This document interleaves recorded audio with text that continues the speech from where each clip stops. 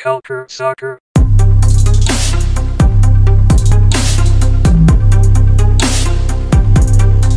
Bonjour tout le monde et voilà le deuxième épisode de ce podcast quotidien sur le tournoi MLS is Back. À l'animation comme d'habitude, c'est moi, Adi Raphaël, rédacteur en chef de Culture Soccer. Et aujourd'hui, je suis rejoint par le co-rédacteur en chef de Culture Soccer, Anthony Devarenne. Salut Anthony, ça va bien aujourd'hui?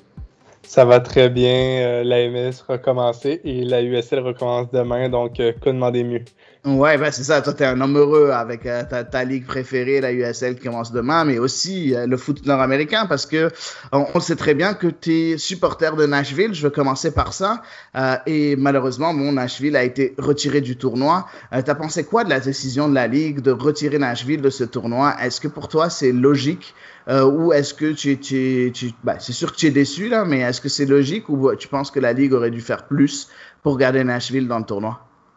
Ben, j'ai l'impression qu'au vu des actions que la Ligue a prises face au FC Dallas, on avait pratiquement le même nombre de cas. Donc, en fait, c'est logique. Sinon, ça aurait été un peu injuste envers Dallas. Mais c'est sûr, c'est toujours décevant. Mais en même temps, en ayant pratiquement la moitié un peu plus que la moitié un peu moins que la moitié de l'équipe qui était infectée, là, c'était...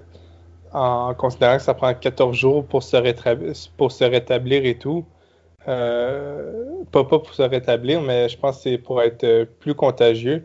Et la guérison peut prendre jusqu'à quelques mois parfois. Là. Ça aurait été pratiquement impossible. Et, moi, les seules questions que j'ai présentement, c'est que la MLS avait dit que les matchs allaient compter pour la saison régulière. J'ose croire que puisque c'est la MLS qui retire les deux équipes, à Dallas et Nashville, j'ose croire qu'ils ne vont pas leur mettre des forfaits. Non, mais ce serait vraiment injuste. On vit une pandémie, on est au courant que les choses ne sont pas comme avant. C'est pas la faute des joueurs de Nashville et de Dallas s'ils ont contracté le virus. Donc, je doute très très fort d'une manière un peu plus... Je pense que de tous les côtés, que ce soit de manière juridique ou d'une manière humaine ou quoi que ce soit, ce n'est pas normal de pénaliser les équipes. Ils sont déjà pénalisés, tu vas me dire, parce qu'ils sont sortis du tournoi. Mais d'un autre côté, le tournoi en tant que tel, c'était juste une manière un peu de se remettre dans le bain. Oui, il y a un certain beau cadeau à la fin du tournoi avec cette qualification en Ligue des Champions. Par contre, je pense pas que la MLS va pénaliser sur ces 3 matchs-là de saison régulière, va pénaliser ces 2 équipes-là. Moi, je pense que juste Nashville et Dallas auront 3 matchs supplémentaires à faire. C'est aussi simple que ça pour si jamais la saison régulière reprend, ce qui est le but de la MLS en date d'aujourd'hui. À ce moment-là, je pense que c'est ça. Ils vont devoir trouver un moyen d'ajouter 3 matchs supplémentaires à ces 2 équipes-là pour qu'à la fin, ce soit un nombre de matchs égal à la fin de la saison, avant le début des playoffs. Donc, on verra. Il n'y a pas eu d'annonce à ce sujet. Par contre, une annonce qu'il y a eu à ce sujet, c'est que, on le savait, le format du championnat était un peu particulier. On avait un groupe de 6 équipes, puis après, on avait 5 groupes de 4 équipes. Avec ces 2 forfaits-là, on va les appeler forfaits, mais ces 2 exclusions aussi, la MLS a rebrassé ses cartes pour faire 6 groupes de 4 équipes. Ce que j'aime bien parce que ça rend les choses vraiment comme un vrai tournoi qu'on connaît un peu du côté international, comme l'Euro, la Coupe du Monde ou quoi que ce soit. Les 2 premières équipes de chaque groupe se qualifient, puis les 4 meilleurs troisièmes se qualifient aussi au prochain tour. Donc, c'est quand même, je pense... C'est quand même bien fait d'une certaine manière. La Ligue a pris la décision, par exemple, de bouger le Chicago Fire directement du groupe A au groupe B, ce qui rend les choses quand même assez intéressantes et je pense que les groupes sont quand même assez équilibrés. Je sais pas ce que tu en penses, toi, Anthony, mais moi, je trouve que c'est une excellente idée de la part de la MLS de rebrasser ses cartes et de revoir son projet sans être vraiment trop têtu en disant non, on les a fait, ça reste comme ça, puis on bouge pas. Donc, j'ai bien aimé cette réaction de la part de la MLS, n'est-ce pas? Oui, c'est sûr. Vraiment, ça permet d'avoir une structure de tournoi un peu plus normale avec 6 groupes, avec 4 équipes par groupe au lieu d'avoir un groupe de 6 qui finalement ils s'affrontent pas tous et tout. Donc non, je pense que la MLS est un peu chanceuse dans sa malchance parce que là, le tournoi devient un peu plus, peut-être pas juste pour tout le monde, mais en fait, c'est un peu plus normal et plus facile à suivre, disons, pour ceux, peut-être pas les gens comme nous ou nos auditeurs qui suivent ça d'assez près, mais pour les monsieur et madame tout le monde là, qui suivent ça de loin, là, voir un groupe de 6 qui s'affrontent seulement 3 fois et tout, ça peut devenir mélangeant, là. Ouais, effectivement. En tout cas, ça a l'air assez logique comme move de la part de la MLS. Puis hier, il y a eu 2 matchs. Le premier match, c'était très tôt ici au Québec, à 9 h le matin. Donc, ce qui veut dire qu'en France, il était 3 h de l'après-midi, ce qui est assez bizarre d'habitude dans le soccer nord-américain. Après, beaucoup de monde vont me dire, ouais, mais en Premier League, ils jouent aussitôt, en Allemagne, ils peuvent jouer aussitôt, ainsi de suite. Oui, je suis d'accord. C'est pas du jamais vu dans le monde du soccer, contrairement à ce que beaucoup de monde pense que c'est pas du jamais vu non plus. Par contre, c'était bizarre du côté de la MLS et du côté du soccer nord-américain. Puis c'était un match entre le New York City FC et l'Union de Philadelphie. Un match qui s'est terminé par la victoire de l'Union 1-0. Moi, j'ai vu le match au complet, mais si tu regardes en premier le score, si jamais tu n'as pas vu le match, on est étonné. Nous, on pensait tous qu'on avait fait nos prédictions ici sur Culture Soccer, et toi, et moi, et Antoine. On pensait vraiment que New York City FC allait presque remporter tous ses matchs et allait finir en tête du groupe. Juste de manière générale, sans rentrer vraiment dans le match, on va rentrer dans le match un peu plus tôt. Est-ce que tu as été surpris de ce résultat-là? Ben oui, surpris, oui. Grande surprise, non. C'est sûr que Philadelphie avait quand même très bien fait la saison dernière. C'est quand même quelque peu renforcé durant la saison morte et tout. Donc, je suis pas à 100% surpris, mais c'est sûr que je m'attendais à mieux de New York, là. Parfait. Donc, rentrons dans ce match-là. Déjà, commençons par les 11 titulaires. Donc, du côté de New York City FC, on avait Sean Johnson dans les buts, Matarrita à gauche avec Cayenne Sands au centre et à droite Tinnerholm. Au milieu de terrain, on avait Keaton Parks et Alexander Rink, bien évidemment, qui est le capitaine. Devant, on avait Maxi Morales, Ismaël Tajouri Shradi, Hébert sur la droite et Castellanos en tant qu'attaquant de pointe. Du côté de Philadelphie, on avait Andre Blake, à droite Raymond Gaddis avec Jack Elliott et Mark McKenzie en défense centrale. À gauche, Kai Wagner. Juste devant la défense en sentinelle, on avait José Martinez. Au milieu de terrain, Jamiro Montero, Alejandro Bedoya. En tant que on va dire numéro 10, mais plus milieu offensif, on va dire, parce que c'était pas vraiment un numéro 10. On avait Brandon Aronson. Et en attaque, on avait la paire Ilsinho Prisbilco, on va l'appeler comme ça.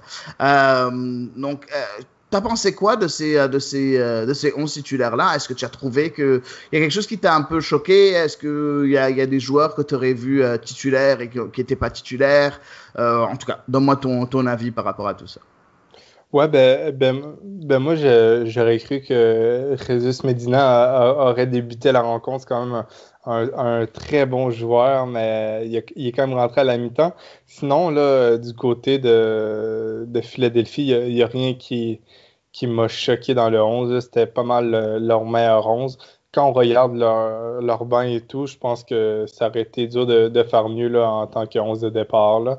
Mais c'est ça, du côté de New York, peut-être Medina, mais à part ça, c'est vraiment...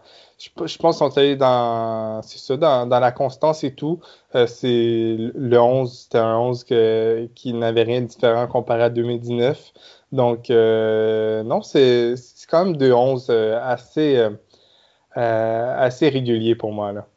Parfait. Ben moi j'ai deux petites choses que je voulais dire. En premier, tu as parlé de Jesus Medina, mais on sait que l'année passée il a fait une mauvaise saison, donc ça m'étonnait pas vraiment de le voir sur le banc. Même si c'est un joueur désigné et selon moi il va avoir une très très bonne saison cette année. J'en avais parlé dans un des articles sur Culture Soccer. Par contre, moi ce que j'ai trouvé un peu bizarre, déjà en premier, on voit que la charnière centrale du côté de New York City FC a changé. Donc on voit que James Sands, qui d'habitude est sur le banc, et d'habitude la charnière c'est toujours Maxime Chanot contre Alexander Cayens. J'ai trouvé bizarre, j'ai été étonné de voir déjà ça. Après, je me dis, ça fait du sens. James Sands, il a juste 19 ans, c'est un produit de l'académie. Il est très, très, très bon. Vraiment très, très, très bon. Et pour moi, Maxime Chanot, il avait toujours un peu des crampes au cerveau de temps en temps, le luxembourgeois. Donc, j'ai trouvé ça logique. Par contre, c'est pas habituel. La deuxième chose aussi que j'ai trouvé un peu moins habituelle, c'est du côté de Philadelphia, de l'Union de Philadelphie. On sait que l'Union a perdu Haris Medunjanin, qui était d'habitude la sentinelle au milieu, et il a été remplacé par José Martinez. José Martinez, qui a bien fait quand même, hein. C'était pas non plus un mauvais joueur, je trouve. Ça a été un bon joueur, le Colombien. Par contre, je ne savais pas trop à quoi m'attendre. Puis finalement, il a tiré son épingle du jeu à 25 ans, joueur vénézuélien, pardon, pas colombien. Donc bref, c'est quelque chose je savais pas à quoi m'attendre au milieu de terrain. Je pensais que ça allait changer un peu la dynamique. Autre chose aussi que j'ai trouvé un peu bizarre, c'est que je m'attendais pas à avoir 2 pointes à Philadelphie. Je les ai rarement vus jouer avec 2 pointes. Voilà, je m'attendais à plus à ce que ce soit Prisbilko devant, avec peut-être quelqu'un un peu plus sur l'aile ou peut-être un autre milieu de terrain au centre. Mais cette fois-ci, bon, ils ont choisi cette tactique-là, Jim Curtin. Puis finalement, ça a très bien marché parce que en première mi-temps, Philadelphie a été dominant, mais vraiment dominant. Puis New York City FC avait du mal à développer son jeu. Est-ce que c'est quelque chose qui t'a choqué de ce point de vue-là? Moi, je m'attendais à vraiment une grosse domination de la part de New York City FC. Finalement, non. Philadelphie a été vraiment au-dessus lors de cette première mi-temps, n'est-ce pas? Oui, ça a vraiment donné le ton au match et vraiment, moi-même, là, j'étais surpris. Je pensais que NYCFC allait être assez confortable avec le ballon et tout, mais non, Philadelphie, là, vraiment m'a impressionné durant cette première mi-temps. Tu parlais de Martinez, José Martinez, mais j'ai trouvé que il était, dans cette première mi-temps, là, il était parfait au milieu. Bedoya, on sentait qu'il avait ce match à cœur, qu'il avait le match à cœur, pardon. Vraiment, en fait, pratiquement tous les joueurs de Philadelphie ont bien fait. Ils faisaient un bon pressing, ils récupéraient le ballon, ils étaient assez patients et tout. Donc, vraiment, c'était une mi-temps, là, je dirais, pratiquement parfaite. Là. S'il faudrait leur donner une note, ce serait un 90% au moins. Là. Exactement, parfait. Et puis quand tu y penses, Philadelphie, on l'avait dit, hein, c'est une équipe qui perd de très bons joueurs, hein, d'année en année. Et par contre, ils arrivent à trouver des remplaçants. À un moment donné, on avait peur quand Dochkal avait quitté, il avait été remplacé par Jamiro Montero, qui finalement a été prêté par Metz, puis finalement a été acheté définitivement. Là, on a perdu Haris Medunjanin. Moi, je pensais que ça allait être un gros problème. Finalement, on achète José Martinez, un peu joueur un peu anonyme de Zulia FC au Venezuela. Puis, comme j'ai dit, il a fait le travail hier. On a toujours tendance à trouver ces joueurs-là. Et en plus, bien évidemment, on a une académie quand même assez intéressante. Si tu regardes les joueurs de l'académie comme Mark McKenzie ou bien les joueurs draftés comme Jack Elliott dans le passé, même si maintenant il ne draft plus. C'est quand même assez intéressant. On a Brandon Harrison aussi de l'académie et on a les petits vétérans comme Ilsinho. Bref, une cellule de recrutement quand même assez bonne avec un centre de formation très performant. Ben voilà, ça donne l'Union de Philadelphie. Et je pense que dans cette première mi-temps-là, ils ont montré à New York City FC que non, ils sont capables de rivaliser. Et je pense qu'on aurait pu s'attendre à plus de la part de Philadelphie. Je pense qu'ils auraient pu marquer 1 ou 2 buts. Ça se voit, en tout cas, toutes les équipes, si tu regardes un peu depuis le début du tournoi, toujours les premières mi-temps sont toujours un peu ternes. Beaucoup de fautes techniques, beaucoup d'erreurs. Tu vois, oui, ok, il y a un meilleur jeu au fur et à mesure, mais sauf que c'est difficile les premières mi-temps de match. Je sais pas si tu as remarqué ça à travers tous les matchs, toi, Anthony. Oui, c'est sûr. C'est surtout les premiers mi-temps des premiers matchs. C'est sûr que je pense que pas mal tous les premiers matchs, il va y avoir beaucoup de déchets. Et en deuxième mi-temps, c'est plus la fatigue en raison de la chaleur. Mais oui, la première mi-temps, là, c'est c'est sûr, je sais pas si ça va être la même chose lors du deuxième, du troisième match et ainsi de suite, mais non, c'est sûr que ça doit leur faire assez spécial, là, leur premier match en 3 mois. Ils vont avoir une certaine excitation et tout, donc faut les pardonner, là, c'est un contexte assez difficile en ce moment, donc je pense qu'il faut être avec eux pour ça, mais non, c'est sûr que les premiers mi-temps, là, c'est pas toujours facile à regarder. Exactement. Donc, c'est ça, faut être indulgent avec les joueurs sur le terrain pour la première mi-temps. Après, moi, ce que j'aime pas d'habitude, c'est quand des supporters d'une équipe disent que ouais, faut être indulgent avec notre équipe. Ils ont pas joué depuis 4 mois et on voit que l'équipe en face est en train de complètement les dominer. Donc, oui, ok, il faut être indulgent, comme quoi les deux équipes n'ont pas joué depuis 4 mois. Mais quand une équipe se fait dominer par une autre, il faut pas être indulgent sur ce côté-là. Donc, par exemple, dans New York City FC, était complètement dominé par Philadelphie. Pourtant, les deux équipes avaient pas joué depuis 4 mois. Ce n'est pas normal. Donc, il y avait quelque chose qui clochait du côté de New York City FC. Et on l'a vu effectivement directement à la mi-temps. Notre ami, donc l'entraîneur de New York City FC, Ronnie Deila, a fait un changement. Donc, il a remplacé un milieu défensif qui est Keaton Parks pour faire entrer bien évidemment le milieu de terrain un peu plus offensif, enfin beaucoup plus offensif, Jesus Medina. Et là, ça a changé complètement la dynamique du match. On a vu un New York City FC extrêmement dominant qui a pris le match par le bon bout. Il a pris le taureau par les cornes. Puis il a commencé à vraiment dominer ce match-là. Et là, on a commencé à avoir aussi un très grand Andre Blake qui a laissé Philadelphie, qui a permis à Philadelphie de rester dans la partie.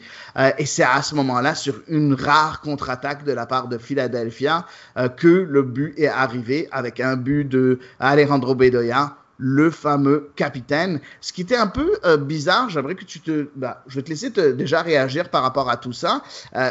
C'est vraiment un but contre le cours du jeu du côté de l'Union de Philadelphie, n'est-ce pas? Oui, c'est sûr. La deuxième mi-temps n'était pas pareil que la première mi-temps pour Philadelphie. On sentait que la NYCFC prenait du poids de la bête et tout. Sans Andrew Blake, ça aurait... en fait, il y a eu 7 tirs cadrés de la part de NYCFC. Andrew Blake les a tous arrêtés, mais il y a vraiment, sur ces 7 tirs-là, 4 arrêts magnifiques d'Andrew Blake, donc, dont une en fin de match face à Hébert. Donc, vraiment, sans Andrew Blake, ça aurait pu être 3-1 facilement, là, mais oui, c'est... Du côté du NYCFC, je pense qu'il y a vraiment eu un problème peut-être pas d'opportunisme, mais de réalisme devant les filets. Oui, Andrew Blake a été parfait durant cette rencontre, mais un but, c'est assez grand. Là, si tu places parfaitement tes tirs, il y a moyen que ça rentre. Là, donc, mais oui, c'était vraiment contre le cours du jeu, le but de Bedoya. But assez spécial, mais on voit Sean Johnson toucher le ballon, mais malheureusement, c'était pas assez. Ça rentre dans les filets, mais oui, but assez spécial parce que c'est sur un contre. Comment je dirais ça? C'est un joueur de Philadelphie qui tire, ça touche un défenseur de NYCFC, par la suite, BDR reprend le ballon. C'est un but assez contre le cours du jeu et un but. Comment on pourrait dire ça? Pas le plus beau non plus, là. Non, pas le plus beau dans la construction, comme tu le dis, un peu sur une sorte de cafouillage, un peu comme ce qu'on avait vu avec Nani et le but gagnant d'Orlando la veille. C'est un peu ce genre de but-là où il y a un gros cafouillage après une timide attaque, puis ça tombe directement dans les pieds d'un joueur qui se retrouve à juste mettre le ballon au fond des filets. Je pense qu'il y avait une erreur aussi, selon moi. Sean Johnson aurait dû rendre ce ballon. Je pense qu'il y a eu une faute de main de la part de Sean Johnson devant les buts. Je pense que si jamais ça aurait été un tir sur Andre Blake, je pense qu'Andre Blake, hier, aurait fait cet arrêt-là, n'est-ce pas? Oui, puis c'est là qu'on voit que les meilleures équipes, là, c'est souvent, on le dit, mais ça commence de la défense. Un gardien, c'est tellement important, là, puis selon moi, qu'est-ce qui a manqué au NYCFC depuis toutes ces années, c'est vraiment un gardien d'une autre trempe que Sean Johnson. Là. À un moment, il y avait des rumeurs de Claudio Bravo, des choses comme ça. Mais vraiment, là, pour le NYCFC, je pense que s'ils veulent se rendre loin, ça prend un meilleur gardien. Sean Johnson, c'est le genre de gardien qui peut faire des grosses erreurs parfois. Je me souviens d'un match de série il y a quelques années là, qui avait coûté la victoire à son équipe, des choses comme ça. Mais c'est ça. Sean Johnson, c'est un bon gardien de la MLS, mais je sais même pas si c'est dans le top 10 de la MLS. Je sais pas si tu es d'accord avec moi. Ben, je suis un peu d'accord avec toi. Le problème, c'est que c'est quand même un international. Hein. C'est un international quand même américain. C'est pas non plus.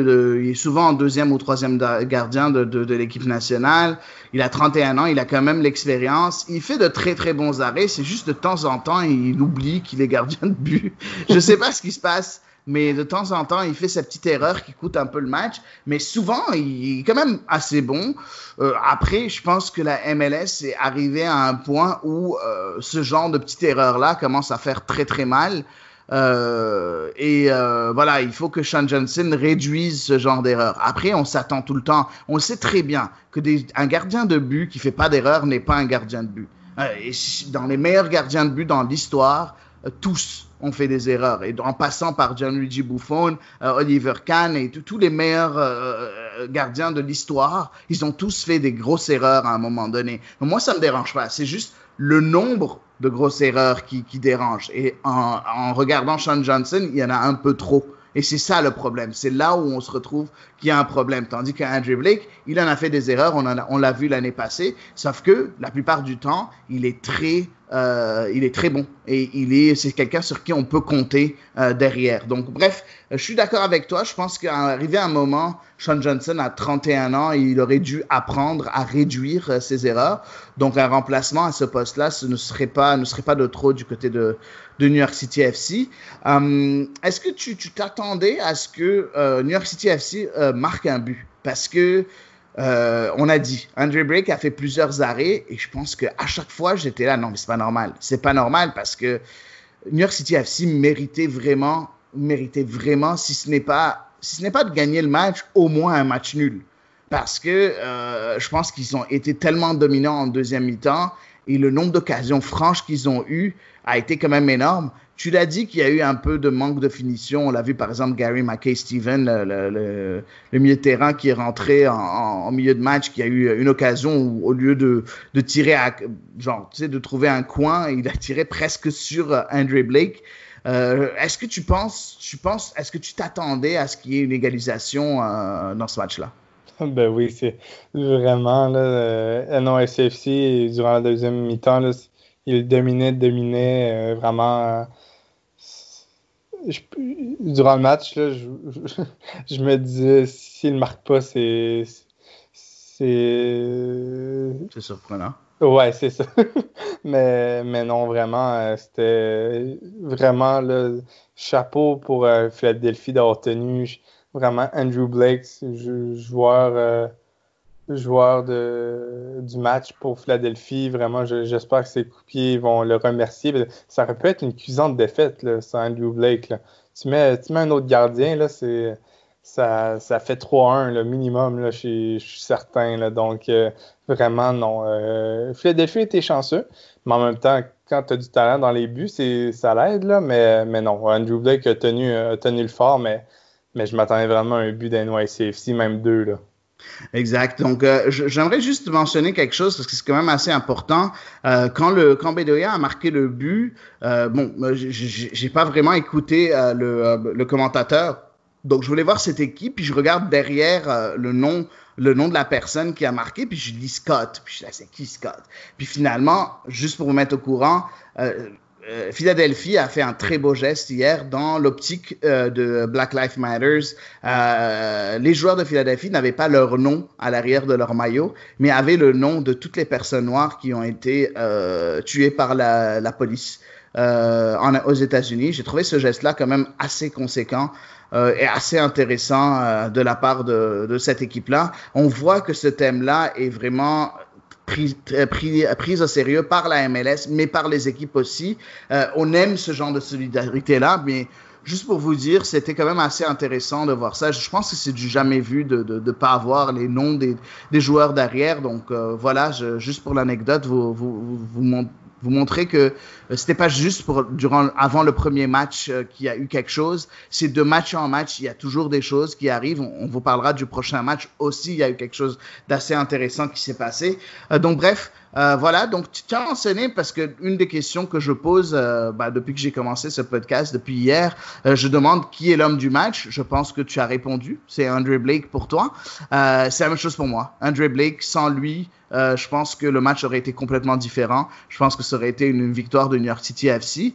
Mais aussi, je pose une autre question, c'est quel est le pire joueur du match selon toi, Anthony? Oh, bonne question. Pire joueur du match,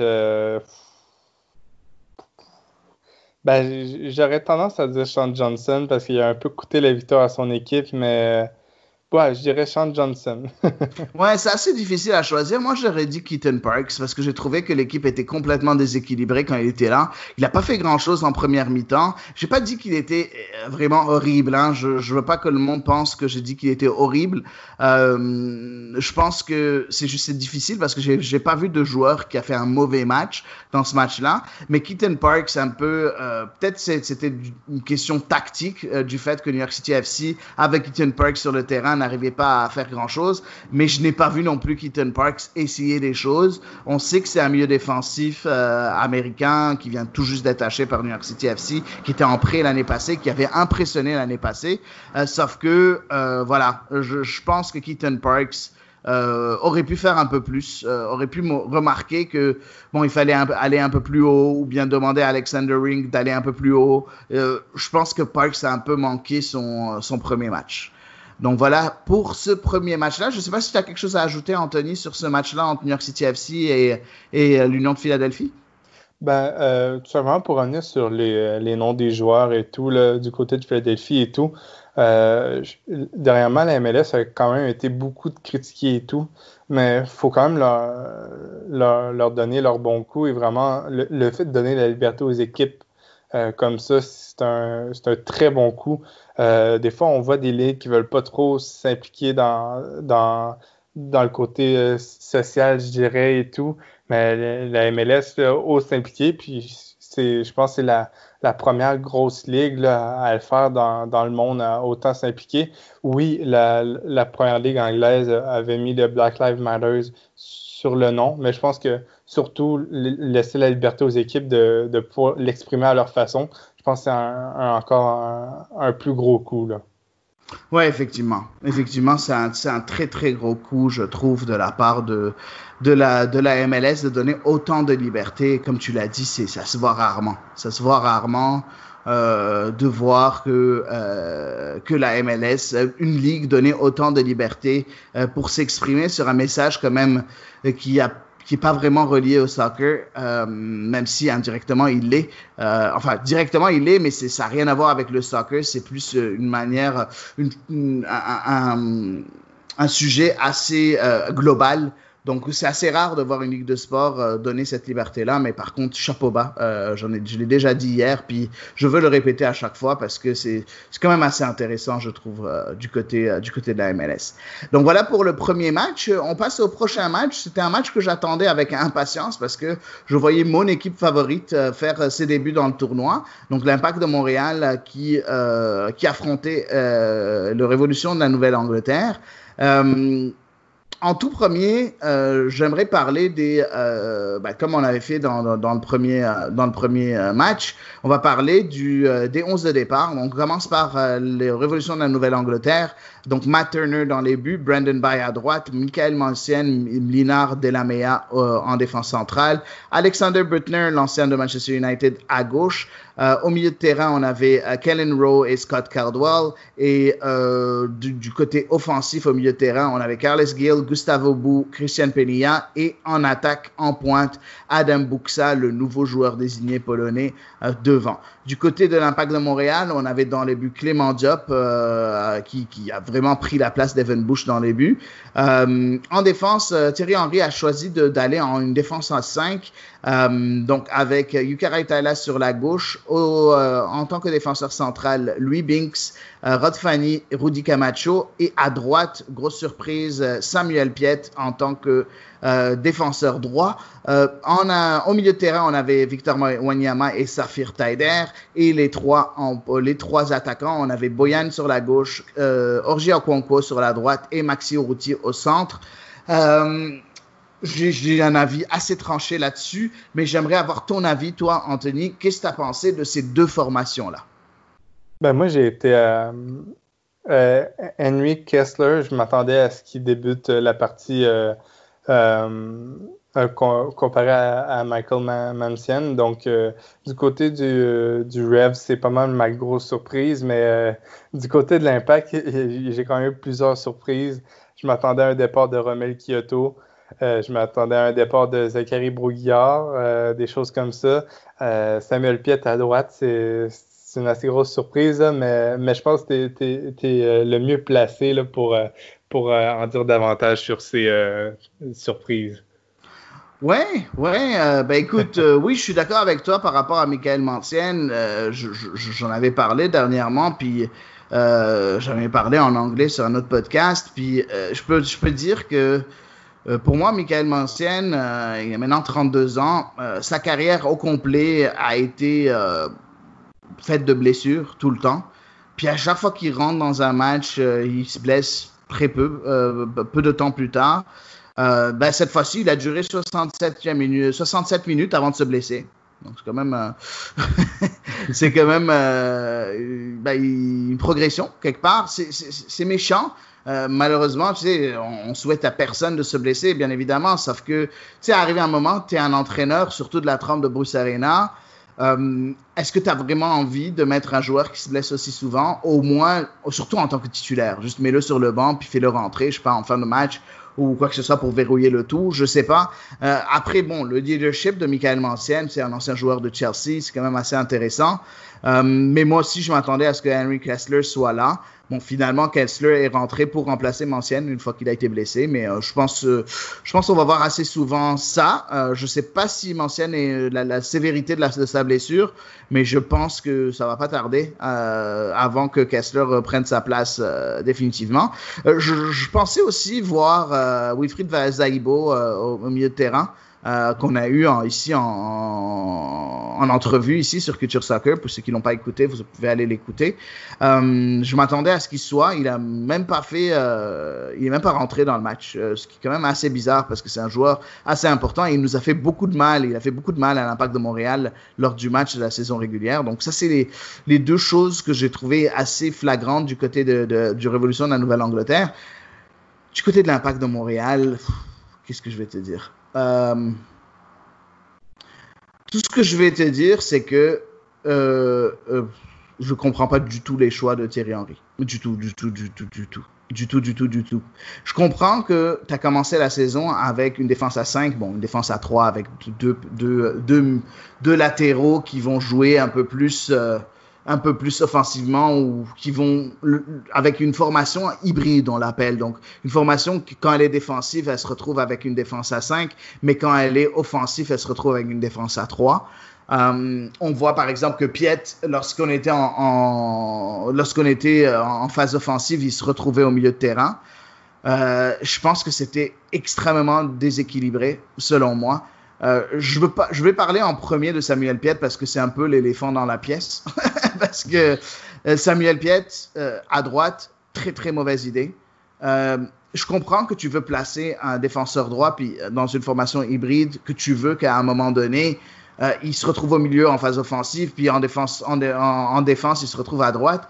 Par contre, Samuel Piette n'est pas reconnu pour sa vitesse. Donc, tu sais, la vitesse d'exécution en transition pour changer de poste, dépendamment de qui a le ballon, c'est pas la force de Samuel Piette. De plus, quand tu es en transition, encore une fois, si jamais tu joues à droite en tant que latéral droit et que tu veux devenir au milieu, à un moment donné, tu vas être obligé de faire du mouvement en tant que latéral droit. Ce que Samuel Piette n'est pas capable de faire. On l'a vu 2 fois, il a été lancé en profondeur, Samuel Piette, puis il n'a pas eu la puissance et la rapidité nécessaire pour aller reprendre le ballon. D'un autre côté, il n'est pas capable de jouer sur le côté et de faire des centres à des joueurs. Donc, je comprends juste pas. Deuxième chose que je ne comprends pas, c'est depuis le début de la saison, on a parlé, on a lancé des louanges à Maxi Urruti en disant « Ouais, c'est le meilleur buteur de la Ligue. » Oui, OK, après 2 matchs. Mais Urruti a commencé à marcher quand il a joué à droite. Puis là, on le replace au centre. Il a joué toute la saison au centre l'année passée. Puis il a été mauvais. Puis quand on l'a mis à droite, il a été bon avec Boyan en tant que faux neuf. Mais non, là, on change le tout de nouveau. Aucune idée pourquoi. On change le tout au nouveau. On remet Urruti devant. On met Boyan à gauche où il a presque pas eu de ballon. Je sais que le monde descend Boyan sur les réseaux sociaux et avec raison parce qu'on l'a pas assez vu. Mais d'un autre côté, pourquoi tu l'as mis à gauche? Il n'a pas eu d'influence sur le jeu. Donc bref, beaucoup de questionnements sur les choix tactiques de Thierry Henry. Pour moi, c'est une énorme erreur de la part de Thierry Henry, ce 11 de départ-là. Donc, je ne sais pas si tu es d'accord avec moi, Anthony. Oui, c'est ça. Je sais pas s'il a fait ça parce qu'il pensait que c'était la meilleure chose pour son équipe ou c'était vraiment pour déstabiliser l'adversaire. Mais si c'est pour déstabiliser l'adversaire, en voulant surprendre, je pense qu'ils se sont perdus un peu, là, vraiment. On sentait que les Revs, c'était pas parfait, mais on sentait qu'il y avait un plan de jeu, qu'ils étaient confortables avec ce plan, ça allait quand même bien. Tandis qu'à l'Impact, j'ai vu des erreurs là, que ça faisait longtemps que je n'avais pas vu, des passes des défenseurs là, dans le centre et tout. On sentait vraiment que les joueurs étaient juste désorientés. C'était pas toujours beau à voir, là. Non, c'était pas du tout beau à voir, selon moi, et c'était vraiment une grosse erreur. Et on l'a vu en première mi-temps, une domination de la part du Révolution de la Nouvelle-Angleterre. Une grosse domination. Je pense que déjà à la mi-temps, il aurait dû y avoir 2 ou 3-0 pour les Révolutions de la Nouvelle-Angleterre. On a vu Gustavo Bou qui a raté 2 chances en or. On avait Christian Penilla qui a raté aussi une belle chance. Bon, il y a eu un bel arrêt de Clément Diop, 2 beaux arrêts de Clément Diop quand même, qui a été assez bon sur sa ligne. Après, bon, il a des décisions quand même assez hasardeuses, Clément Diop, où il a essayé de sortir de sa surface à un moment donné, puis vraiment très mauvais timing parce que finalement, ça a failli faire un but dans un filet désert. Finalement, heureusement qu'on avait Yuka Ratala qui était sur la trajectoire pour sauver ça. Bref, est-ce que tu penses, comme moi, que ce match-là, à la mi-temps, aurait dû être 2 ou 3-0 pour le Révolution de la Nouvelle-Angleterre? Oui, c'est plate à dire, mais quand je regardais le match, j'étais là, je trouvais tellement que Gustavo Bou faisait des déchets. Là. Il y avait eu quelques bonnes occasions, il les ratait tous, un filet désert, que la balle, je pense que même si Raitala n'était pas là, elle serait allée sur le côté, des choses comme ça. Bon, il m'a fait dire le contraire par après, là, puis c'est le genre d'attaquant qui peut faire des déchets tout le long et avoir une étincelle, et c'est ça qu'on veut de lui, mais vraiment après la première mi-temps, si Gustavo Bou met la moitié de ses occasions, c'est pratiquement 2-0, et Penilla aussi, tu l'as dit, donc non, vraiment 2-0, ça aurait été mérité, là, il y a même un petit 3-0, là, j'aurais pas été complètement choqué non plus, là. Oui, exactement. Je suis complètement d'accord avec toi et je pense que c'est pas juste Bou qui a manqué des choses. Aussi, Christian Penilla a manqué des occasions. Carles Gil a été un peu moins... a été un peu plus transparent dans cette première mi-temps. Dans le match au complet, je trouve. Bon, c'est un créateur. Il a créé quelques petites choses, mais je m'attendais à un peu plus de la part de Carles Gil. Après, bon, il n'a pas fait un mauvais match. Hein. Je dis pas qu'il a fait un mauvais match. J'ai aussi remarqué, et là, je pense qu'il y a un joueur qui a vraiment encore vraiment déçu, c'est Orji Okonkwo du côté de l'Impact de Montréal, qui a fait une première mi-temps horrible, mais vraiment horrible. parce que à chaque fois qu'il se retrouvait en 1 contre 1, parce que l'Impact de Montréal créait ce 1 contre 1 pour Roger Okonkwo, chaque fois qu'il essayait de dribbler, ben, il allait tout droit. Il allait vraiment tout droit sur le défenseur. Est-ce que tu es d'accord avec moi en disant que Okonkwo, c'est pour ça qu'il a été sorti à la mi-temps, est-ce que tu es d'accord pour moi avec moi que Okonkwo a vraiment eu une très mauvaise, de très mauvaises 45 premières minutes? Oui, c'est sûr. Faut jamais critiquer les personnes qui regardent vers l'avant, mais cette fois-ci, il faut le faire parce que oui, on dirait qu'il pensait que les défenseurs allaient se tasser ou je sais pas trop quoi, là, mais non, mais Okonkwo, c'est pas pour rien, c'est lui qui a été choisi pour se remplacer après 45 minutes. Là, c'était pas beau à voir et vraiment faut qu'il fasse quelque chose d'autre et j'ai l'impression qu'on va pas le voir là, lors du prochain match. En fait, au moins pas en partant, soit que ça va être Lapalainen ou Kyoto ou qui vont débuter tellement de tableaux parce qu'il a fait 15 très bonnes minutes, mais non, vraiment Okonkwo a prouvé que en fait, au moins pour le prochain match, là, le banc va lui faire du bien. Je pense que la Floride, là, c'est pas son endroit préféré, je ne sais pas. Là.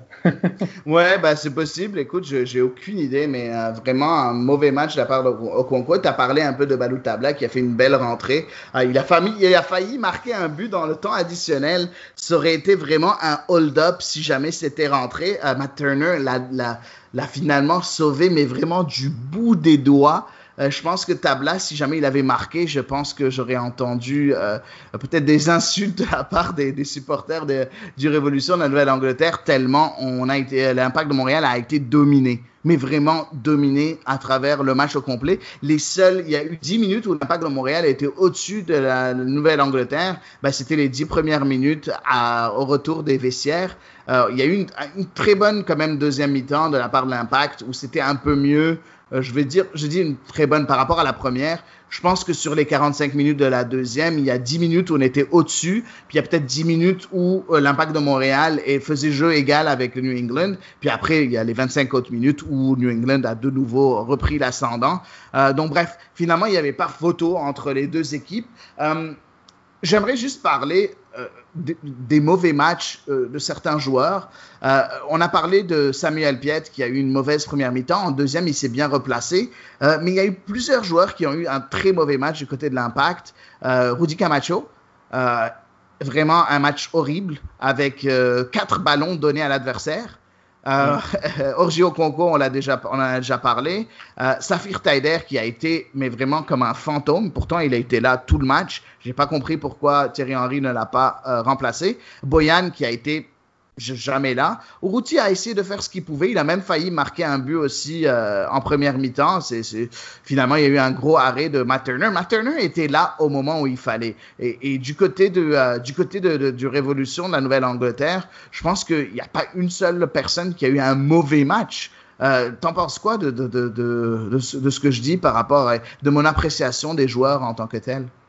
Ouais, non, c'est sûr que moi, du côté de l'Impact, les mêmes joueurs que toi, Camacho, c'est sur Okonkwo, mais je pense qu'il est disqualifié. Là. Il n'a pas fait de match, mais non, pour vrai, Camacho, Taider et du côté des Revs, c'est dur de dire un nom. Peut-être Buxa parce que c'est un buteur, il n'a pas fait de but, je sais pas. Ouais, il faut dire que Buxa a un peu déçu selon moi, je pense. Bon, il a eu 2 fois, il a été servi par, je pense, Bou. Les 2 fois, il était un peu court. Je veux pas lui en vouloir, mais sinon, il a pas vraiment pesé sur l'équipe. On l'a pas vraiment vu dans ce match-là. Tu penses quoi de ça? Est-ce que tu as trouvé qu'on l'a vu? Moi, j'ai pas vu grand-chose de la part de Buxa.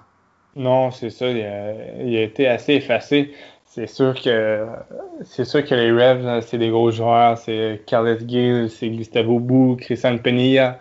Mais donc, il s'est peut-être effacé derrière ce trio assez exceptionnel. Mais non, je pense qu'il va devoir faire plus là, parce que sinon, Till Bunbury, il attend derrière. Là, et lui, lui est capable de tirer son épingle du jeu. Là, mais non, pour vrai... Buxa a été un peu effacé durant ce match et c'est sûr que Orlando, hein, c'est un peu plus chaud que la Pologne, donc c'est peut-être un côté d'adaptation, je sais pas, là, mais...